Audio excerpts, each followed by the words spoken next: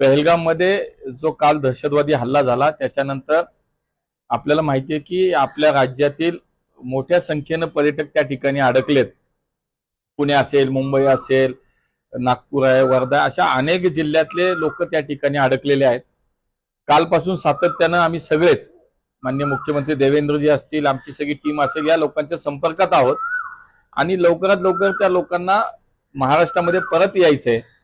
लोक घाबरलेली आहेत, परिस्थिती तिथली जी आहे ती चांगली नाही, अशा पद्धतीनं हा सगळा विचार करता आज माननीय देवेंद्रजी या राज्याचे मुख्यमंत्री म्हणून त्यांच्याशी ज्यावेळी चर्चा झाली त्यांनी असं सांगितलं की ताबडतोब या लोकांना आपल्याला महाराष्ट्रात परत आणण्यासाठी म्हणून जी विमान सेवा, स्पेशल विमान आपल्याला काय करायला लागत असेल ते आपण व्यवस्था करा।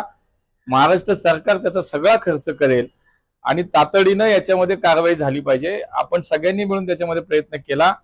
उद्या एक इंडिगोचं आणि एक एअर इंडियाचं एक स्पेशल फ्लाईट महाराष्ट्रातल्या या लोकांसाठी आपण या निमित्तानं त्याची व्यवस्था केली आहे आणि जवळजवळ 182 लोक ही उद्या मुंबईमध्ये पोहोचतायत। एक इंडिगोचं फ्लाईट आहे आणि एक एअर इंडियाचं फ्लाईट आहे।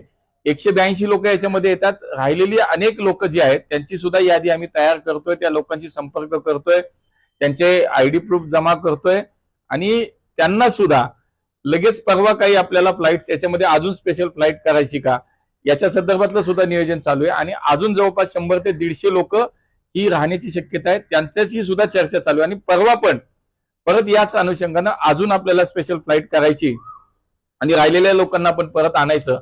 या पद्धतीवरती, या विषयावरती युद्ध पातळीवरती काम चालू आहे आणि म्हणून महाराष्ट्र सरकार म्हणून माननीय देवेंद्रजींनी जे काही सूचना दिल्या किंवा त्यांचं जे काही म्हणणं त्या पद्धतीनं आता या सगळ्या एअरलाइन्स कंपनीशी आमची चर्चा सुरू आहे। 2 तर विमानं तर उद्या येत आहेत।